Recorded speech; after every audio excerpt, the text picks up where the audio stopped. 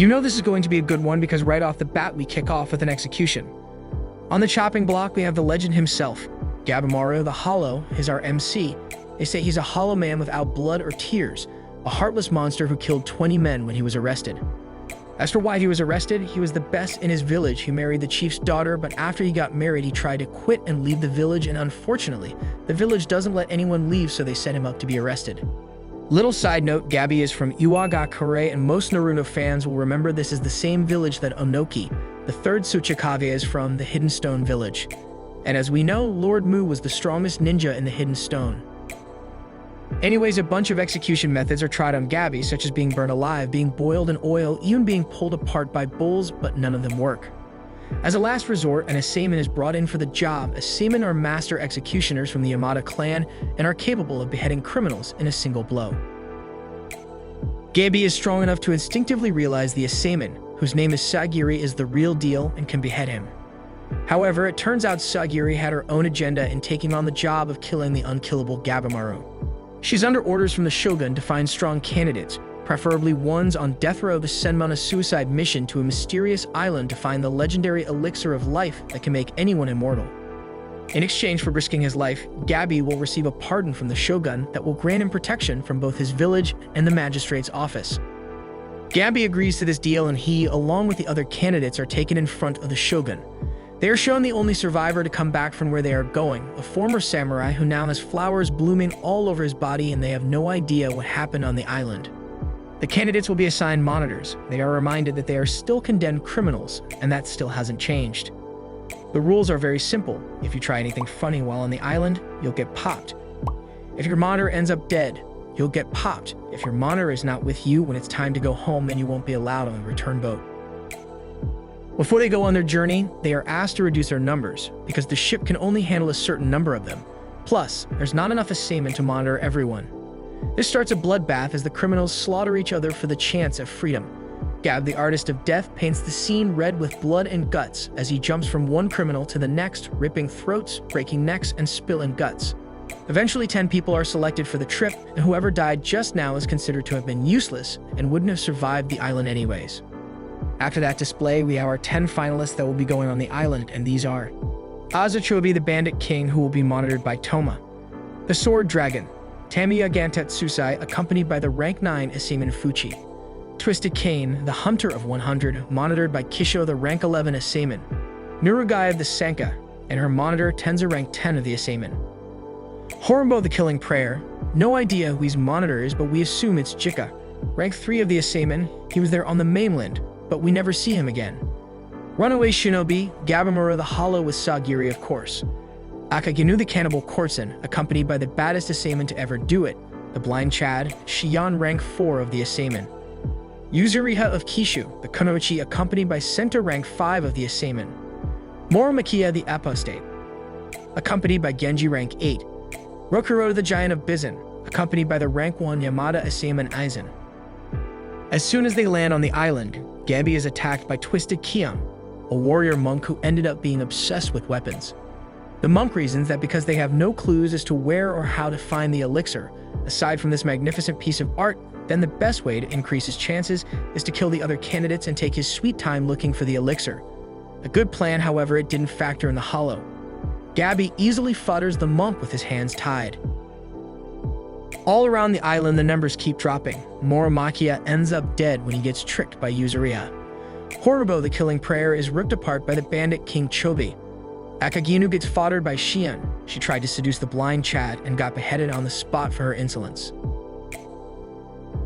With these eliminations, we are now down to 6 candidates left. Nurugai, the Blade Dragon, Yuzuriha, Chobi, Rokuroda, the Giant of Bizen, and of course, Gabimaru the Hollow. It's not only the criminals that get eliminated, though. Kisho gets eliminated when he tries to leave the island after Gabi defeated his criminal. Aizen, the rank 1 Asaiman, the pride and joy of the Yamada clan, was eliminated when he for some unknown reason turned his back on his very dangerous criminal. The Giant of Bizen foddered him in a single devastating paw swipe. Genji also met his end when he was being a tool and angrily arguing with Sagiri, and didn't notice the giant behind him until it was too late. The giant took out yet another flower of the Asaiman in a single swipe. Gabi and Sagiri, who at this point have decided to team up with Yuzuriha and Senta, tag-teamed the giant and were eventually able to take the beast down when they had to resort to setting fire to the entire forest in order to suffocate the giant with smoke and then behead him while he's choking. Tenza was unfortunate enough to be one of the first people to run into one of the Tensen in the island and got killed, because by then no one had an understanding of Tao, which is the power used by Lord Tensen. Which brings us to Lord Tensen. The island is ran by 7 individuals who are known as Lord Tensen. They all look and sound the same. We have Tao Fa, this one right here with pink hair, then there's her partner Ju Fa, this yellow-haired one. Then we have Ran, the purple-haired one over here. Next Mudan, the smuggest Tensen of all, followed by Gai Fa, this golden or orange-haired, and Zhu Jin, the one that took out Tenza, and finally their leader Rian. Legend says the Tensen were originally one person, a hermit who, after achieving enlightenment, split himself into the 7 entities that now rule over the island. However, the reality is that the Tensen were all created from a Tao puppet of Rian, and they are technically all clones of her, but the Tensen are not aware of this fact. The Tensen are very powerful, and as mentioned, they use a mysterious power known as Tao, which is invisible to most people that don't know about Tao. It's very complex and would require its own video, but basically it's the source of everything in existence, and by harnessing it, the Tensen gain superhuman speed and strength. They are also able to regenerate most wounds through the use of Flower Tao. Anyways, Gaby and his group eventually meet a tree creature called Hoko and a young girl called Mei. Hoko provides the group with food and valuable information on where to find the elixir they were looking for. Gaby decides to sneak out on his own while the group is sleeping because they want to spend more time investigating the information they just received, and Gaby doesn't want to wait that long and instead goes to Hooray, where Hoko told him he'd find the elixir of life, which also happens to be the base of the Tensen and the most dangerous place on the island. He's met at the gate by Zhu Jin. Gaby is able to take down the Tensen without using Tao. This is an indication of how much of a beast Gaby really is. He simply overwhelmed the Tensen with pure strength and pummeled it to a pulp, overwhelming its regeneration capabilities. This forced the Tensen to use its trump card, a Kishikai transformation. The Tensen are able to switch between yin and yang, or between male and female form at will, and in this Kishikai state, both the Tensen's yin and yang forms are visible. Although Gaby defeated the Tensen in its humanoid form, he stood no chance once it transformed into its Kishikai form, and it overwhelmed him with the new abilities it gained from transforming. Fortunately, before the Tensen could finish him off, he gets rescued by Mei, who followed him here without his knowledge. Mei uses Tao to create a protective barrier that blocks the Tensen's attack, but they end up going down a cliff, which allowed them to escape.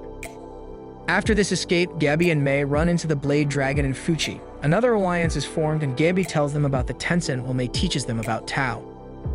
And this is the moment I realized I almost forgot about Chobi. So it turns out that the assailant who's monitoring him is actually his little brother. When Chobe was arrested, Toma infiltrated the assailant and was able to reach high status within a month of joining.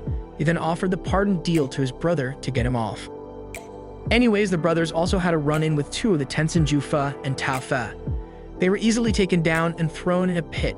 The Tensen will usually capture humans and beat them until they are near death, then throw them in this pit that causes them to bloom into flowers, and those that bloom into flowers become the source of the elixir of life. The brothers are able to survive the pits, and using his power of observation, Chobe is able to correctly guess that the weakness of the Tensen is the navel. This is because he sliced Jufa in half, and he regenerated from the bottom half instead of the head or the heart. The brothers encounter a Daoshi. Daoshi are the right hand to the Tensen. In this encounter, Chobe is again, with the use of his quick adaptability and observation, able to learn the basics of Tao, such as how to wrap it around yourself as well as using it offensively. Armed with this knowledge, he easily defeats the Doshi and forces it to take him to where the Tensen are, intending to get revenge on the loss he took from Jufa. Gaby also learns the use of Tao through his own fight with a Dashi, thanks to Mei's explanation and Fuchi helping by filling in the blanks. The Hollow easily masters Tao in a short time, and the Dashi note that he's at Tensen level with the enormous amount of Tao Gaby has, as well as the precision in which he's able to control Tao. Sagiri and the others decide to go look for Gaby at Horai. However, they are greeted by Mudan at the gate. Mudan shocks the group by revealing that the elixir of life doesn't exist, at least not in the form they expect. The elixir is essential to the Tensen, but if normal humans take it, they'll turn into a tree. This means Hokuto and the rest of the tree people have eternal life, just not eternal youth. He says his comrades are working on fixing this, but so far they don't have a solution. Mudan is very smug throughout this fight and is running his mouth off, unintentionally giving the group little clues on how to defeat him. Luckily, Senta chops off both his arms, legs, and eyes while he's being smug. Not that it helped, it was just fun to see. Anyways, the group, using Mudan's little hints, is able to piece together that a certain amount of Tao is required to injure a Tenzin. Secondly, Sagiri can temporarily increase her Tao through breathing techniques. Thirdly, Tao has matchups and Sagiri's Tao is in a favorable spot against Mudan. This causes him to not heal when he's cut by her. Hoko also informs them that Tao comes from the tendon and circulates around the body, then back to the tendon, and so if you struck that, you could kill the unkillable. After some 3-on-1 teamwork, the group is able to defeat the Tenzin, with Senta surprising him from behind and holding him still for Sagiri to slice open his tendon. Assuming they've won, they relax and have a look around the place while they consider what to do next, since the elixir doesn't exist. Unfortunately, the group stayed there for too long, and Mudan, who had been slowly healing and entering his Kishikai state, surprises them with a sneak attack, which is meant for Yuzuriha, but Senta steps in and saves her, taking the fatal hit. The lady's now faced with the Tenzin in its Kishikai form, and all its glory lose all hope, thinking they can't fight this monstrosity, as exhausted as they are from the previous fight. Luckily, Xion shows up, saving them from the Tenzin's onslaught. After facing Zhu Jin, he trained with Tao and tested how to use it in combat. During the fight, Xion gets scratched by Mudan's deadly vines. However, he cuts off all the flowers that start to bloom on him like a true Chad. Sagiri and Aruga join him on the battle while Yuzuriha sits this one out, and they inform him of the tendon weakness. However, the Tenzin now has 2 tendon, but Sagiri says with Xion's speed, you should be able to attack both at the same time.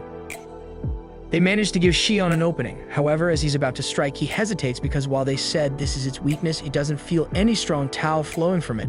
However, he doesn't have time to hesitate. As he's about to swing down his sword, Senta screams at him that the ovule is its tendon since it's a plant. Xion slices the right spot and it opens up, and it's filled with a bunch of the Immortal's faces. In his last moments, Mudan blissfully admires the beauty of a man prepared to die. How the true Chad is in the space between life and death. He confesses to being a bit envious as he was never able to attain such perfect yin-yang. He wishes he could have shown Rian. As he turns into flowers and is blown away by the wind, he thanks Xion, saying he's waited 1,000 years for this moment. With the Immortal being defeated for real this time, they bury Senta and consider their next move. The elixir doesn't exist, which is a huge problem. Sagiri tries to argue that it exists. Gaby told her earlier that the chief of his village was immortal, but Yuzuriha tells them it was most likely an illusion, and the same thing happened in her village. It's a way to control the villagers by making them believe they can't defy the chief. Yuzuriha even questions the existence of Gabimaru's wife, saying she could also be an illusion the chief came up with. Sometimes you can't control people with just fear alone. They need something more in order to complete suicidal missions, and it doesn't make sense for an assassin as young as Gaby to be married. Also, no one has actually seen Gaby's wife in person. They've only heard stories from him. Speaking of Gaby, after his fight with the Daoshi, he ended up collapsing and hitting his head hard on the ground because of Tao exhaustion. When he eventually wakes up, he has no clue who Gantetsusai Mei or Fuchi are, let alone why he's there in the first place. He recognizes they don't seem to be enemies at least, and so he decides to play along with whatever the group does until he gets answers. One thing that he knows for certain is that he's Iwagakuri's strongest shinobi, Gabimaru the Hollow. Mei, noticing that he seems a bit off, asks him if he's okay, and he says he's fine, but when she scans his Tao, she's shocked to see the entire upper portion of his head is missing, which explains the memory loss. The season closes with a messenger from the Shogun arriving at the Yamada clan.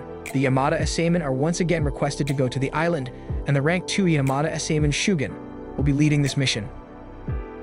And just like that, we've reached the end of our video. If you enjoyed this, please give it a like and consider a sub to the channel, and I'll see you next time.